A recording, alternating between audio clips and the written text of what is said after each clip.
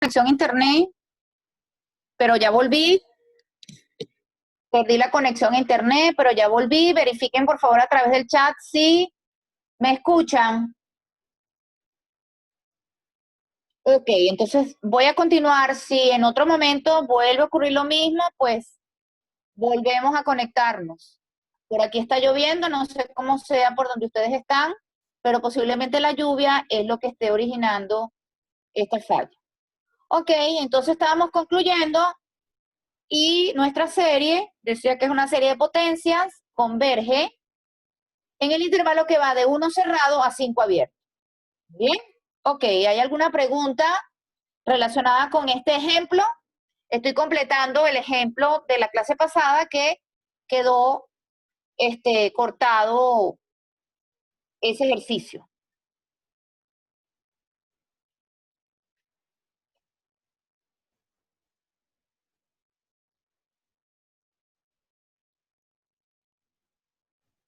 Bien, vamos entonces con el ejercicio número 2. Sería la serie desde k igual 0 hasta infinito, de 5 a la k más 1 factorial, x más 2 a la k. Fíjense que en este ejemplo la variable para la serie no es n, como veníamos trabajando, sino k. De alguna manera, pues quisimos mostrar que podemos trabajar indistintamente con algunas variables. En este caso, la serie comienza en 0. No pasa nada si comienza en 0. Está definida para k igual 0. Ok, una serie de potencias centrada en menos 2, con el término general a sub k, 5 a la k sobre k más 1 factorial. Comenzamos calculando el radio de convergencia. El radio de convergencia es R y se calcula como el límite cuando k tiende a infinito, el valor absoluto de a sub k sobre a sub k más 1. Hacemos la sustitución de los términos, ¿ok?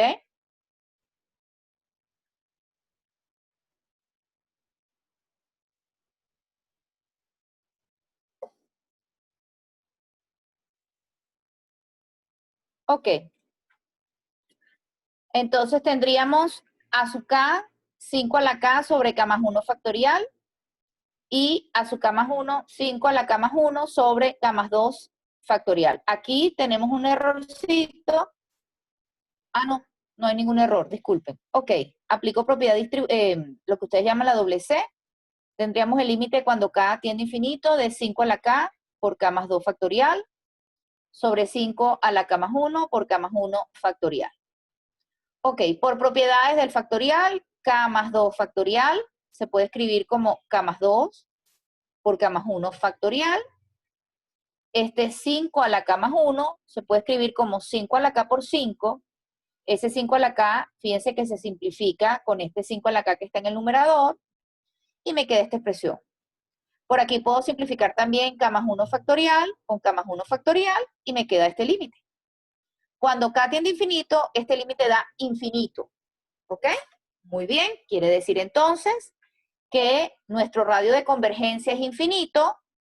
Cuando el radio de convergencia es infinito, eso se traduce en que el intervalo de convergencia va desde menos infinito hasta infinito. ¿Ok? Eso es importante. Repito, cuando el radio de convergencia es infinito, el intervalo de convergencia se extiende desde menos infinito hasta infinito. Muy bien. Aquí no tenemos que probar ningún extremo. Probar los extremos solo se da en un intervalo de convergencia que empiece en A y termine en B. Aquí no, aquí el intervalo va de menos infinito a infinito. Muy bien, ¿alguna pregunta de este ejercicio? El ejercicio número 2.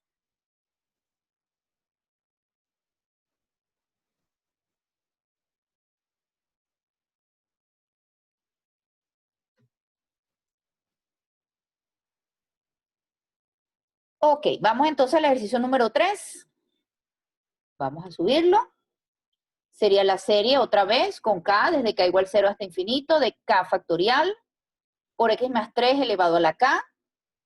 Nuevamente es una serie de potencias centrada en ahora menos 3 con a sub k como k factorial. vamos a calcular el radio de convergencia. Entonces, nuevamente la fórmula, el radio de convergencia es el límite cuando k tiende a infinito del valor absoluto de a sub k sobre a sub k más 1. Entonces, veamos. A sub k es k factorial, a sub k más 1 es k más 1 factorial.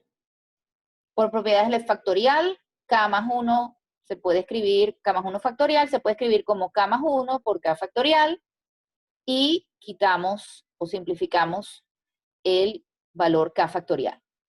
Una cosa que no he comentado, porque creo haberla dicho en la presentación pasada, pero la repito, fíjense que los valores absolutos, mejor dicho, la fórmula de radio de convergencia incluye un valor absoluto. Y mágicamente, bueno, no es mágicamente, el valor absoluto desaparece desde el planteamiento en adelante. Bueno, porque es que estamos hablando de valores positivos. N o K están definidos para los números naturales. En algunos casos, también el 0. Pero, siendo números positivos, pues los valores absolutos se pueden quitar o pueden desaparecer porque estamos trabajando con cocientes de números positivos. ¿Ok? Me quedaría entonces el límite cuando k tiende a infinito de 1 sobre k más 1 y eso es 0. Ok, entonces el radio de convergencia en el ejemplo número 3 es 0.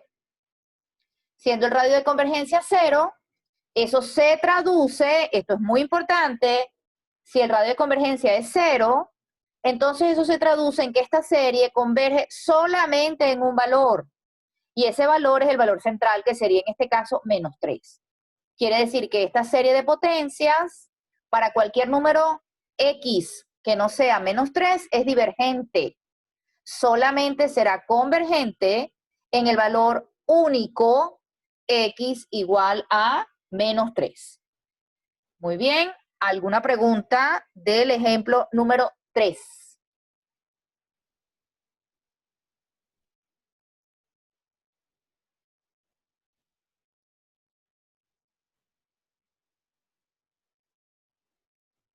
Bien. Vamos entonces a pasar al siguiente punto. Dice, las series de potencias representan una función. A ver, esto es muy importante. Hemos establecido que toda serie de potencias tiene esta estructura, ¿ok? Y su desarrollo sería a sub 0 por x menos c a la 0, más a sub 1 por x menos c a la 1, más a sub 2 por x menos c al cuadrado, más a sub 3 por x menos c al cubo, etc. Fíjense que esto que está aquí, cada uno de los sumandos o términos de la serie no es más que un binomio que va a estar elevado a la 0, a la 1, a la 2, a la 3, etcétera, donde a sub 0, a sub 1, a sub 2 y a sub 3 son valores reales y los exponentes son 0, 1, 2, 3, etcétera, y C es un número real, que es lo que llamamos el valor central de la serie. Bueno, resulta que cuando una serie de potencias la desarrollamos, el desarrollo de los sumandos de la misma no es más que una función, porque si resolviésemos estos binomios elevados a estas potencias, cada binomio depende de una variable que se llama x. Entonces, todo el desarrollo no es más que la suma de estas potencias de binomios que, de ser resueltas, van a quedar en función de la variable x. Por eso es que se dice que las series de potencias representan una función. Y en este caso hacemos el desarrollo de los 1, 2, 3, 4 primeros sumandos de esta serie genérica de potencias, ponemos unos puntos suspensivos y decimos que eso es igual a f de x. Porque lo que estamos haciendo aquí es el desarrollo de una serie que va a quedar como una función en x. Ajá, pero esta función en x dice, tiene por dominio el intervalo de convergencia de la serie. ¿Ok? Entonces, el dominio de esa función, que es equivalente a la serie de potencias, es siempre el intervalo de convergencia de esa serie. ¿Ok? Entonces, por ejemplo, volvemos al ejemplo número 2. Esta serie, por ejemplo, representa una función de x. Esa función de x tiene por dominio, de acuerdo a lo que hemos calculado, todos los números reales. ¿Ok? Vamos al ejemplo número 3. Esta serie de potencias representa a una función de x. El dominio de esa función de x solamente contiene un valor, que es el valor -3. ¿Ok? Muy bien. ¿Alguna pregunta de esta afirmación antes de pasar a la siguiente página?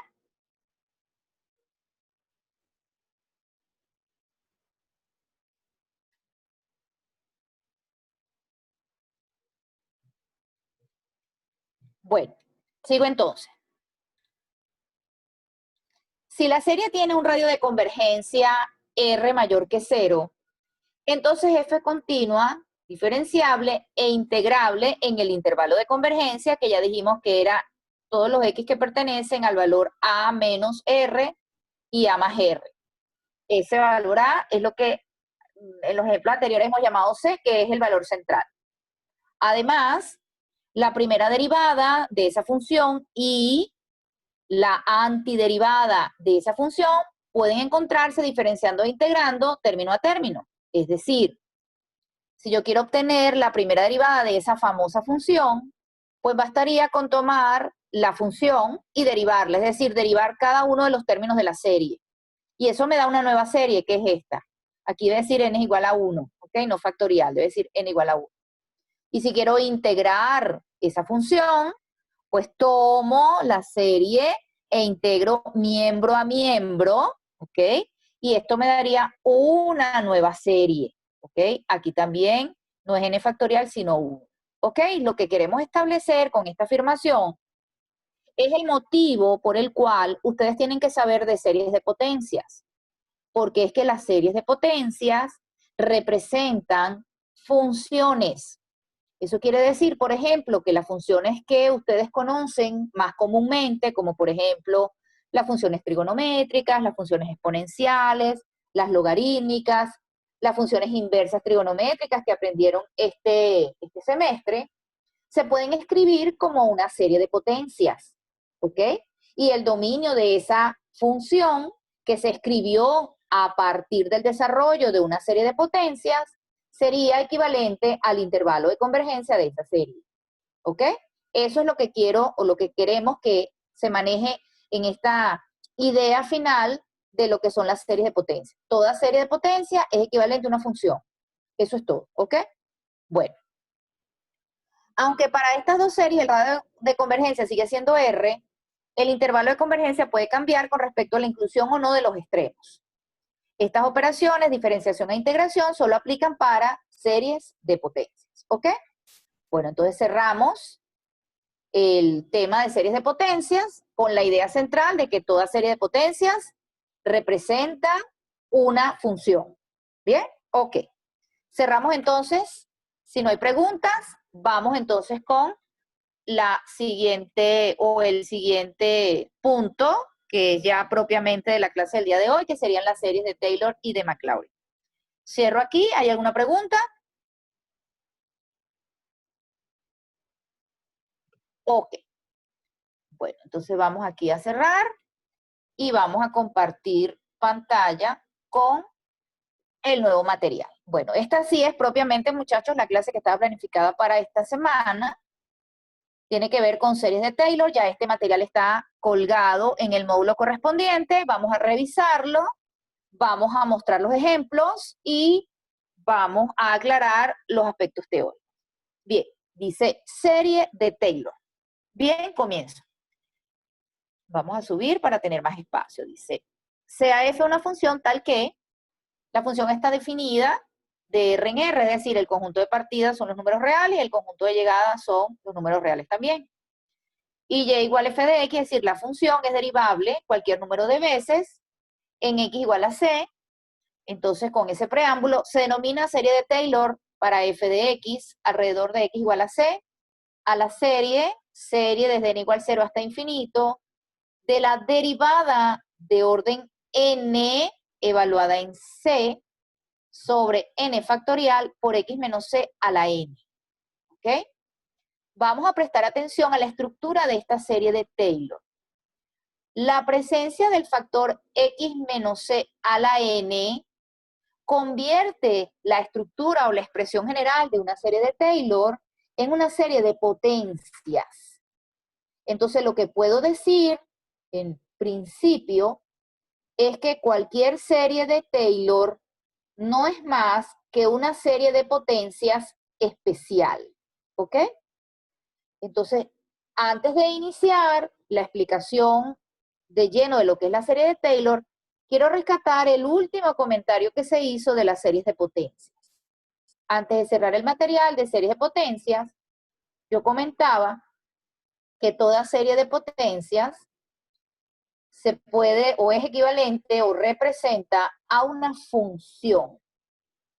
Pero en ningún momento comenté cuál era esa función o cómo se encontraba la función a la que era equivalente la serie de potencias o a la que representaba la serie de potencias, ¿ok?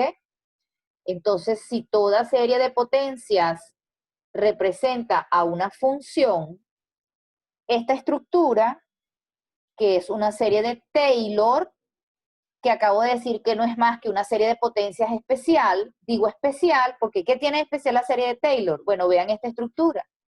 Esta estructura es la función f, que es la función con la que partimos la definición, derivada de orden enésimo, evaluada en el punto central c, sobre n factorial. Esto es lo que hace especial a la serie de Taylor. Y lo que identifica a la serie de Taylor como una serie de potencias es el binomio x menos c a la n. Es decir, vamos a desarrollar a la serie de Taylor. Primer sumando de la serie de Taylor, la derivada de orden 0, que sería f evaluada en c, ¿ok? Por x menos c a la 0 entre 0 factorial. 0 factorial por definición es 1. Segundo sumando de la serie de Taylor. Derivada primera o primera derivada de la función f evaluada en c entre 1 factorial por x menos c a la 1. Siguiente sumando de la serie de Taylor. Derivada de orden 2 de la función f, evaluada en c, sobre 2 factorial por x menos c al cuadrado. Siguiente sumando de la serie de Taylor. Derivada de orden 3 de la función f, evaluada en c, sobre 3 factorial por x menos c al cubo. Y fíjense que así vamos completando el resto de los sumandos. En esta oportunidad, para hacer el desarrollo de la serie, desarrollé los sumandos 1, 2, 3, 4, 5 y 6, es decir, los 6 primeros sumandos de la serie de Taylor, ¿ok?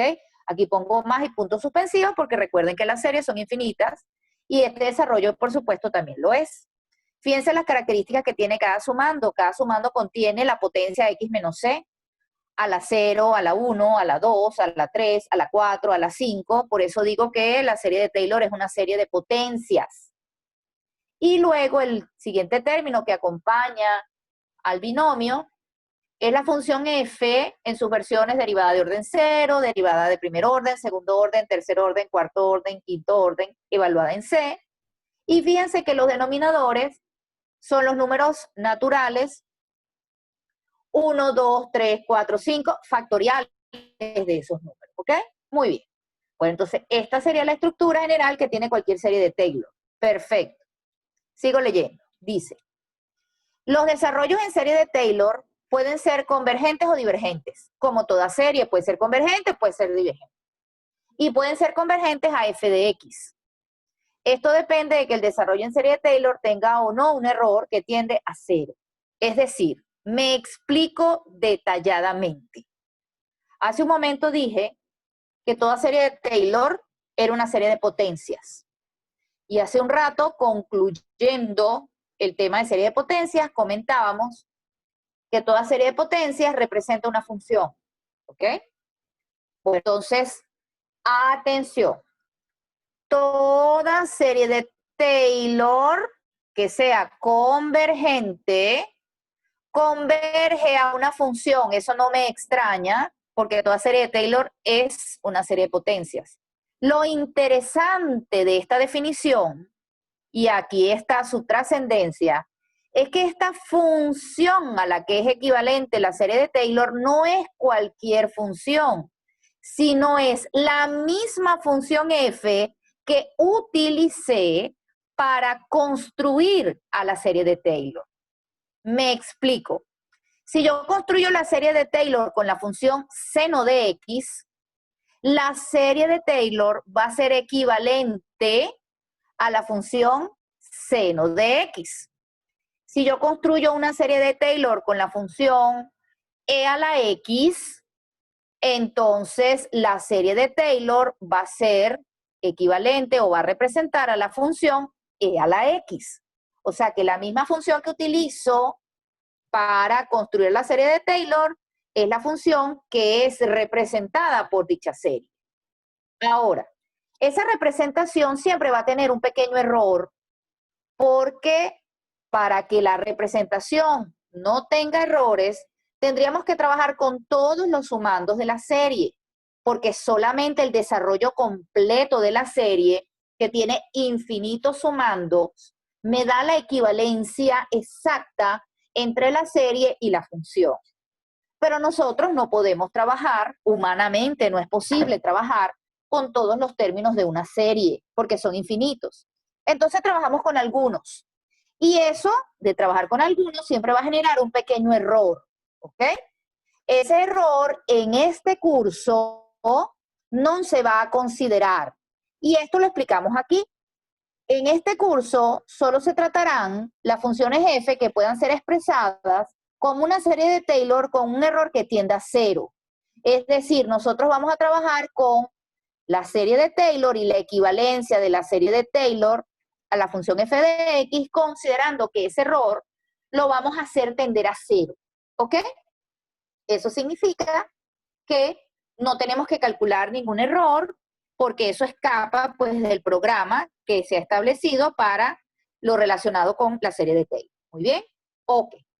Ahora, si esta es la estructura general de una serie de Taylor y el valor C, que es nuestro valor central, puede ser cualquier número real, resulta que si el valor C es exactamente 0, entonces la serie recibe el nombre de serie de Maclaurin. ¿Ok? Entonces la serie de Maclaurin no es otra cosa sino una serie de Taylor donde el valor central de la serie es 0. Entonces, en el caso de la serie de Maclaurin, el desarrollo sería, o la forma, la estructura de la serie sería, serie desde n igual 0 hasta infinito, de derivada, o la función f derivada de orden n, evaluada en 0, sobre n factorial, por x elevado a la n.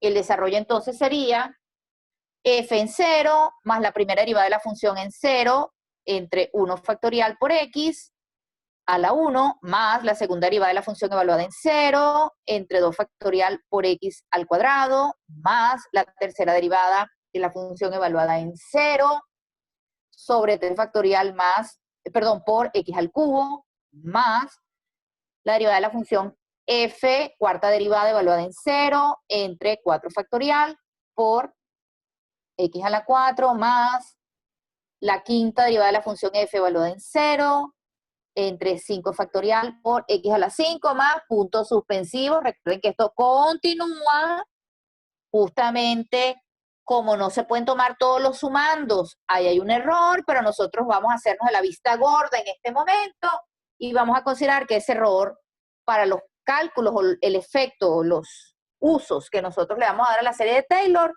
y a la serie de Maclaurin, no importa que hagamos esa consideración de que el error lo vamos a suponer como 0.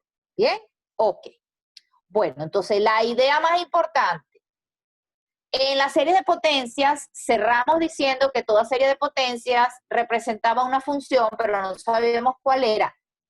En la serie de Taylor estamos viendo que toda serie de Taylor o serie de Maclaurin se trata de una función de una serie de potencias especial, donde yo utilizo la función que yo quiera para construir a la serie. Pues resulta que esa función que yo utilice para construir la serie es la función que es representada por la serie de Taylor o la serie de Maclaurin. Vamos a ver un ejemplo para aclarar esto mejor. ¿Hay alguna pregunta de esto que la teoría establece antes de pasar al ejemplo número 1?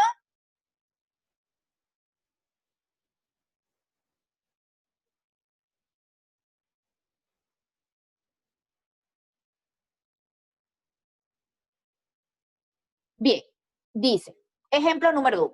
Obtenga el desarrollo en serie de Taylor de la función f de x igual logaritmo neperiano de x alrededor de x igual a 1.